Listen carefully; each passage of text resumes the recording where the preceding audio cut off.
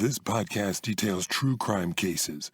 It contains adult themes and may contain descriptions of violence. It is not intended for children. Listener discretion is advised.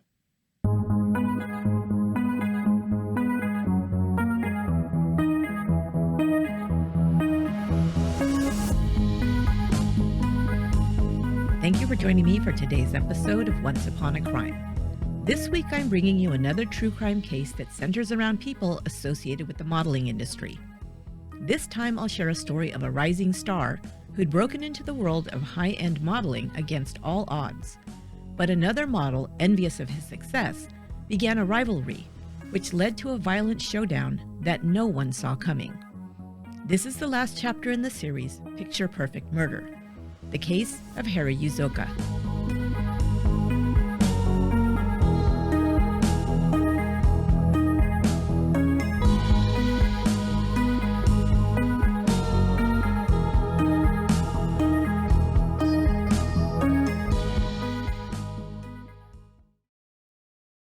In any industry, there is a simple truth. In terms of human resources, scarcity creates opportunity. For instance, if a particular business struggles to recruit women as employees, maybe due to the nature of the profession or the location of the job, a woman who recognizes that can capitalize and perhaps get a more lucrative offer from a company that's desperate to hire women. In the world of high-end fashion, the demand is flipped on its head. Male fashion models with a certain look, who fit a certain demographic, could be highly sought after and incredibly well compensated. A male model, particularly a young black man, physically fit, with a Pharrell Williams kind of style and a face made for GQ, could make a small fortune in the European fashion scene. It was a fortunate turn of events that introduced Harry Uzoka to just such an opportunity in the world of fashion modeling and changed his life forever. Tragically, in the case of Harry Uzoka, forever came too soon. The London Evening Standard reported on January 16, 2018, 2 men were appearing in court today, charged with the murder of model Harry Uzoka, who was stabbed to death in the street in Shepherd's Bush.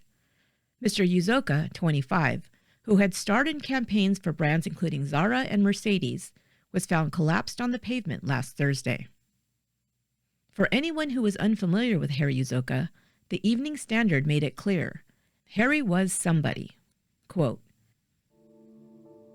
Mr. Uzoka was on the books of Premier Model Management, which launched the careers of Naomi Campbell and Claudia Schiffer. It's hard to comprehend how a life so fabulous, a globe-trotting existence in front of the camera and on the runway, could turn so bitter and competitive, marked by jealousy and rivalry. Who was Harry Uzoka, and why did his life end so tragically?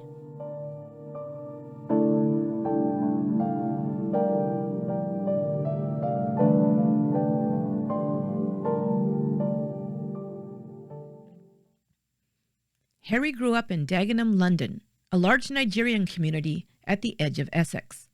As described by the BBC, take a walk down Dagenham's Heathway, one of the main roads, and you'll see a black church, a Nigerian restaurant, and some African and Caribbean hair shops.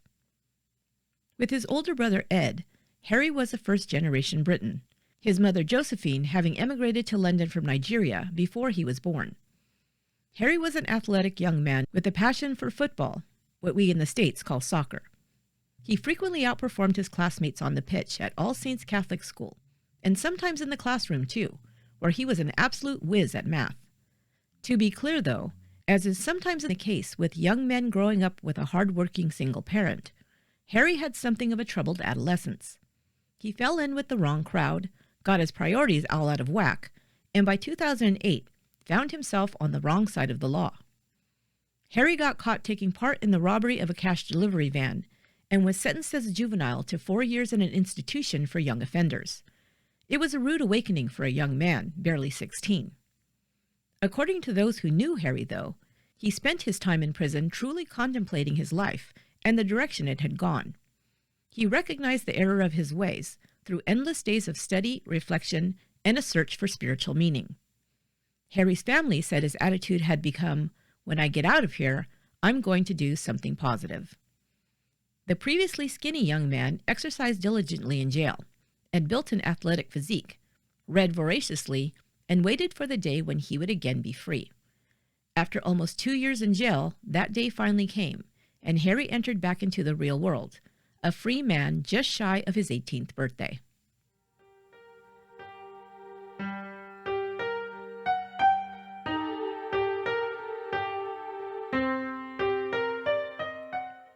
While in jail, all Harry could think about was enrolling in college, and it's one of the first things he did. He intended to get his degree and make something of himself. His brother Ed, however, had been pursuing a career as a fashion model, and maybe it was a sign of things to come that Harry showed some interest. Ed had achieved enough success on his own that he had signed to AMCK Agency, and one day in 2010, on a lark, Harry went along with his brother to a meeting. The New York Times quotes agent Patrick Igabon Marshall saying, "He had lost his way, and this was the only avenue he probably had. He was black and not the tallest, but he was very charming and able to listen." Harry Uzoka was totally raw and had no experience as a model, but he had a little knowledge from his brother and a mystique that captured the attention of agents and photographers alike. Soon Harry found himself with a modeling contract of his own. He was off and running on what would be a whirlwind ride. Harry found success almost immediately when he appeared on Channel 4's The Model Agency show and modeled for Nike, Zara, ASOS, Pull & Bear, and Jack Wills. The ink on his modeling contract was barely dry when he walked the runway at London Fashion Week. It was a true rags-to-riches Cinderella story, and it happened quickly. Harry became one of the most in-demand models on the circuit and worked a lot. In one of those mini shoots, he worked with another model, Leomi Anderson, who would become his close friend and girlfriend for a time. In her BBC piece, Linda Adey describes the dynamic between the two. Quote, "In their shoots together, they seemed playful, confident, and in love. It was refreshing to see a successful young dark-skinned man celebrating a young dark-skinned woman." End quote. In 2014, Harry signed with London's premier model management agency, an elite talent agency that launched the careers of top models like Naomi Campbell and Claudia Schiffer, and his star only continued to rise. He was named one of England's hottest models in Paper magazine. He modeled not only in magazines, but his face was on buses and billboards for Uniqlo, Everland, and Levi's. London, New York, Los Angeles. It didn't matter where you were. You probably saw Harry's face somewhere. He was one of the first black British men to have a successful international career as a male model, working in Paris, Milan, Los Angeles, and New York. But hey, don't get the wrong idea. I may have misled you a little bit when we talked about that globe-trotting lifestyle. The truth is, being a model is hard work, and Harry was deep in it. As described by the New York Times, quote, "Even with the agency's support, Uzoka had to adjust to the demands of the industry. Modeling was rarely glamorous. It consisted mostly of long periods of boredom and anxiety, interrupted by intense bursts of performance. At casting calls, he would wait in the reception area for as long as an hour, distracting himself by talking with the other models about their outings the previous night. When he was finally taken in to meet the casting director, everything about him was subjected to scrutiny: his physical features, how he moved, his portfolio." End quote. Being a successful model meant having a thick skin and not giving up. Harry was up to the task. Quote, "He experienced rejection after rejection.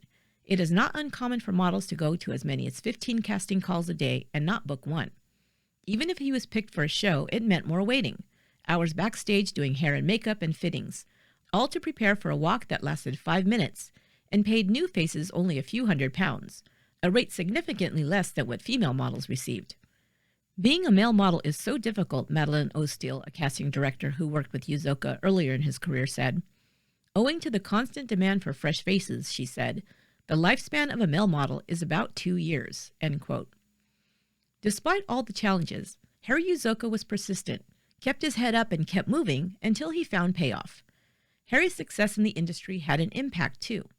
He got booked for jobs that black models had struggled to get in the past, thereby opening the door a little wider for those who came after him. Kevin Morosky, a photographer and filmmaker, said that he became the go-to guy. Quote, "He had a massive impact on the way the fashion industry cast dark-skinned boys," he said. Morosky wasn't alone. Everyone recognized that Harry was breaking new ground.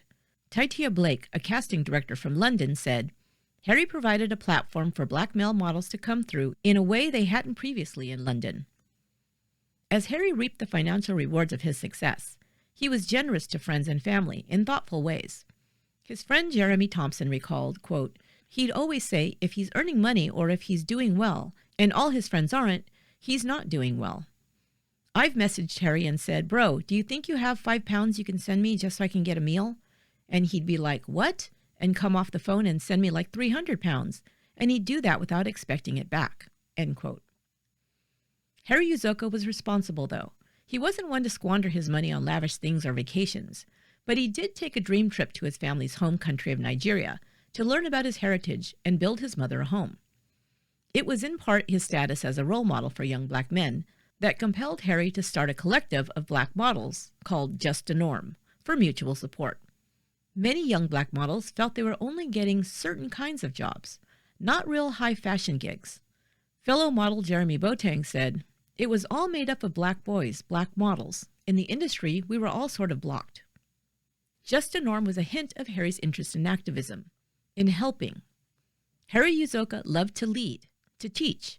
He reportedly loved empowering young black men, just as he had been empowered by those before him.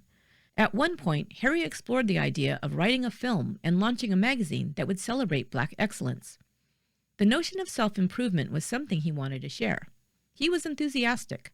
He radiated infectious positive energy and was fun, eager to learn, and easy to be around.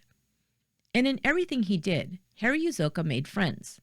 The same friendly, affable nature that made agents so willing to take a chance on a young, untested model won Harry allies everywhere. Unfortunately, it's also true that popular charismatic personalities who interact with thousands of people in real life and online are more prone to run into unsavory characters, people who can be driven by sinister, envious, or resentful motives.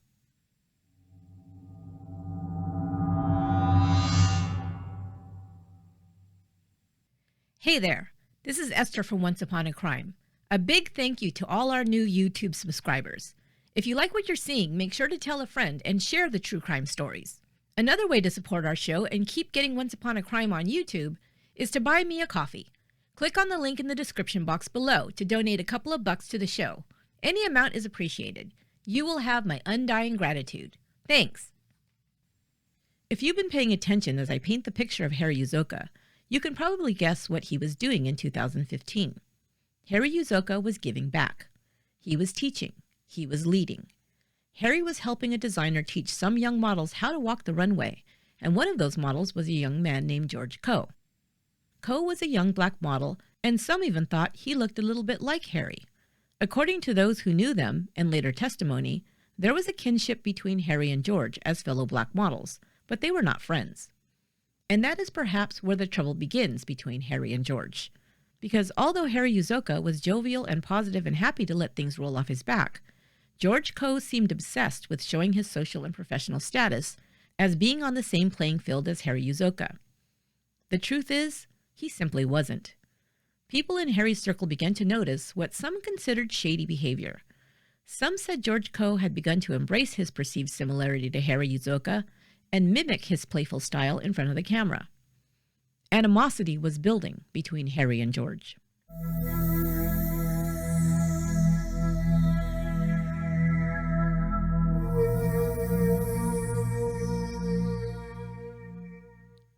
If we ask the question, what is a stalker?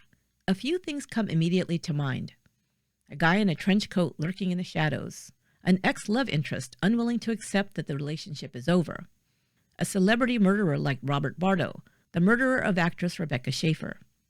The guy in the trench coat lurking near a steaming sewer grate in some dark alley has really only been a threat in the movies, and stalking an ex-love does not apply in this case. The murder of Rebecca Schaeffer at the hands of Robert Bardo would seem to be the situation most analogous to Harry Uzoka and George Coe, but even that happened in the 80s, long before the connected age. I covered this case of celebrity stalking way back in Season 1, Episode 14, Fatal Fans, Rebecca Schaeffer. However, none of these scenarios seem to fit this story exactly. Harry and George had known each other and worked together, and yet you can't help but feel there is some similarity to a stalking case. Friends and acquaintances of George Coe would say the man obsessively followed and unfollowed them on social media. Some have suggested that's because George Coe believed having social media friends in common with Harry raised his social status, so he would follow and unfollow George's contacts, hoping for a follow back. Quote, "There's an entitlement that people think they have access to you," one stylist said. Maybe he could feel like he knew Harry better than he did. This raises the question, how do you define a stalker in the age of social media? One definition of a stalker reads, a person who hunts game stealthily. The primary definition of stalker, however, strikes closer to the target. A person who harasses or persecutes someone with unwanted and obsessive attention. By January 2018, Harry Uzoka was in a relationship with model Ruby Campbell, and it was there that, in the opinion of many, George Coe crossed the line from ungrateful colleague to stalker. Harry started to hear from friends that George Coe was claiming to have slept with Ruby Campbell, and some of Harry's friends had confronted Coe about it. A model from Paris, Anacheta Lafon, who had been in the circle of social media friends that included Harry Uzoka and George Coe, accepted an invitation to hang out with George Coe, whom she had never met. According to the Times, things immediately got uncomfortable. After she arrived at his flat, Coe repeatedly asked her if she knew Uzoka, and claimed he slept with Uzoka's girlfriend, the model Ruby Campbell. Lafon grew uncomfortable with Coe's childish posturing, end quote. Lafon then spent a week with Harry Uzoka and told him about the allegations Coe had made. Tensions were rising. We can only assume there was some conversation in Harry's circle about George Coe, because text messages began flying back and forth. On January 9th, 2018, George Coe texted Harry, "Yo, G, why is your boy messaging me? What is he on about, and what girl?" Harry later texted back, "Leave my name out of your mouth, it's that simple. I've never spoken bad of you in any way, so this is wild." We know Harry took the allegation of an affair with Ruby Campbell seriously because he spoke to her about it. She swore she had never met George Coe and later stated as much on her social media accounts. "I have never met George, and Harry was never friends with him," she said on Instagram. Harry's roommate said Harry and George Coe actually had a phone conversation on Wednesday, January 10th. According to the New York Times, Uzoka and Coe argued on a phone call broadcast on speaker for Uzoka's friends to hear. Coe called Lafon a liar and denied saying anything about Campbell. When Uzoka asked how Coe even knew whom he was dating, Coe said he had figured it out on Instagram, more or less admitting that he was stalking Uzoka on social media. "George, just leave it," Uzoka said as the call ended. "Why make this trouble?" George Coe, someone he had tried to help, had become an irritant to Harry, real-life drama that he didn't need. It's in that context that we see a textbook example of why celebrities and athletes and public figures are so careful about who they allow to be part of their life and who they interact with, especially in the social media age. One careless word might give the wrong person an opening. Unfortunately, Harry fell victim to his own giving heart. The young man he hoped to help had an unknown personality defect, something that turned George Coe into an instigator, a man who, perhaps driven by his own insecurities, knew how to inflame emotions with an insult and some recklessly chosen words. Harry Uzoka's downfall was allowing his anger to take charge. We've all done it. Allowed someone to get under our skin until we have an outburst or make an ugly scene, usually followed by an extended period of self-doubt. Why did I allow myself to get so upset? It happens, but when it happened to Harry, it had fatal consequences.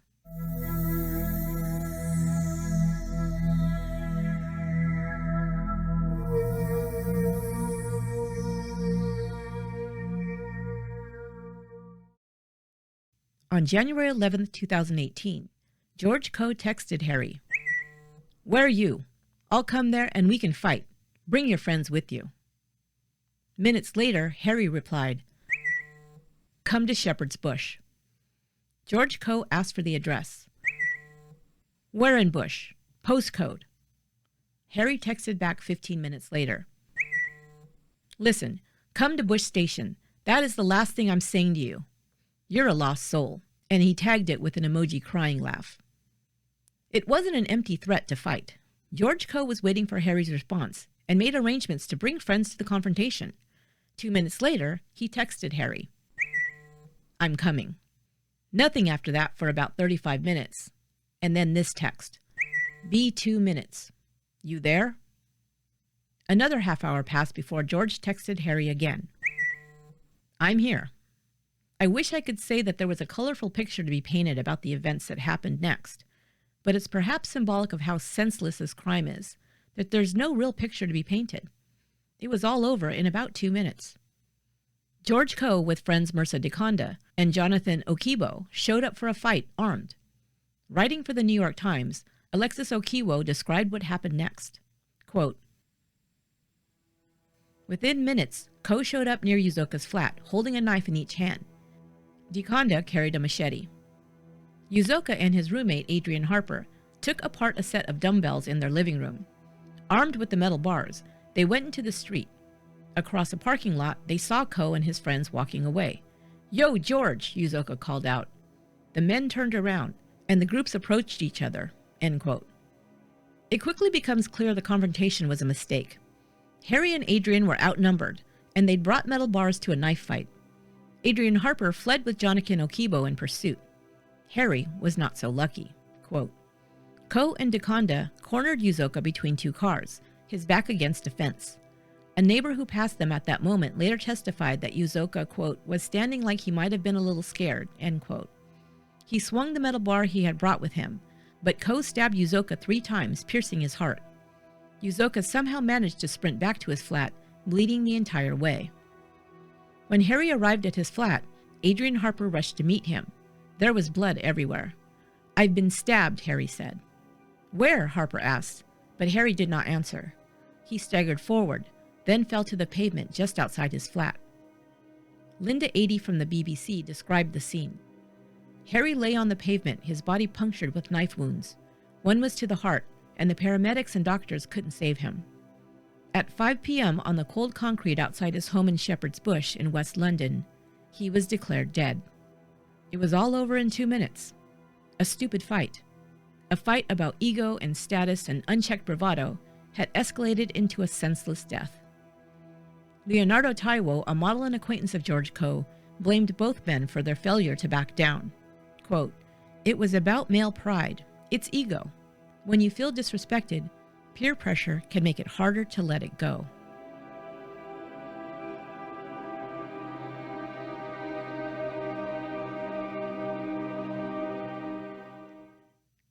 In the hours after the confrontation, George Coe did not initially know that Harry had died, just that he had been in a fight and stabbed a man.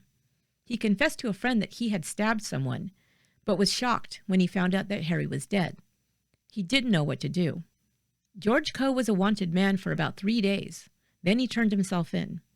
He and his accomplices were charged in the death of Harry Uzoka. Months later at trial, Coe was absolutely contrite on the stand. He sobbed and claimed he hadn't meant to kill Harry. He said his text messages about a fight were misunderstood. To be honest, I didn't mean the word fight, he told the court. It was just bravado.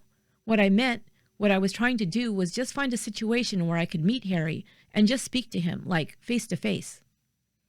He claimed self-defense at trial, an argument that had some merit considering Harry and Adrian had left their flat to engage their attackers.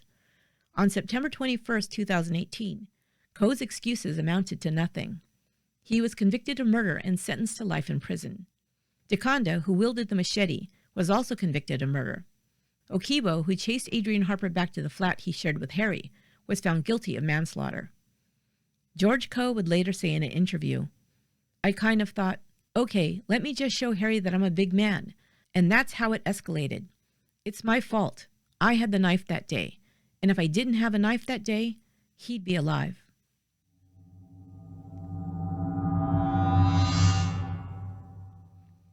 The murder of Harry Uzoka and conviction of George Coe brings to mind so many questions about the fashion industry and living life in the fast lane in front of the camera on 6 continents.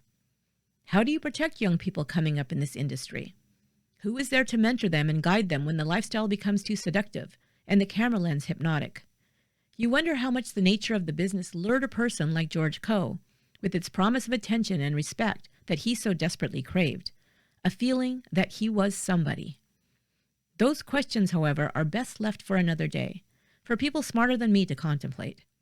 I'd rather remember Harry Uzoka and pay homage to the profound change he brought to the industry at a time when it needed it. His friend Jeremy Boateng said, "He changed a lot of those really young mindsets that I feel a lot of Black people have, where it's like you can't show love to your bro."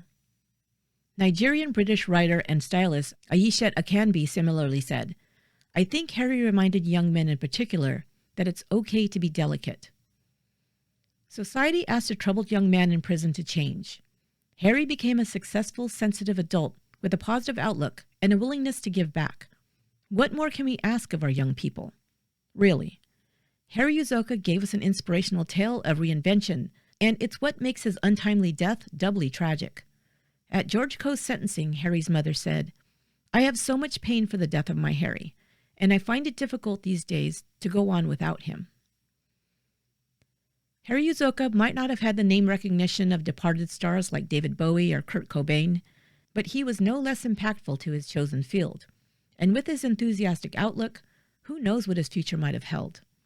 Harry's life had been cut short, and his potential never realized, a fact understood most by his mother. Quote, "His departure has left a gaping hole, a gap, a void in the family that we are all finding hard to contend with. He was due to start acting in a couple of upcoming movies, but that chance has been taken away from him. My son was a beautiful boy. I would give anything to change places with Harry, to take away the horror and pain that he suffered that day." End quote. The BBC spotlighted an answer Harry once gave to an interviewer when asked how he wanted to be remembered. Harry's answer best sums up who he was and how we should remember him. "More than anything, just honest," he said. "An honest being of love and light."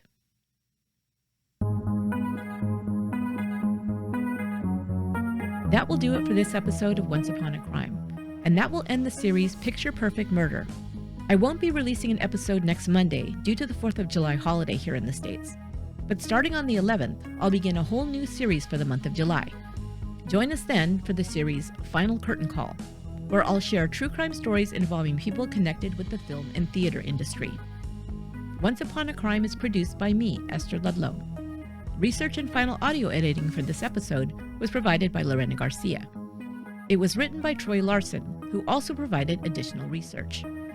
Until next time, be good to one another.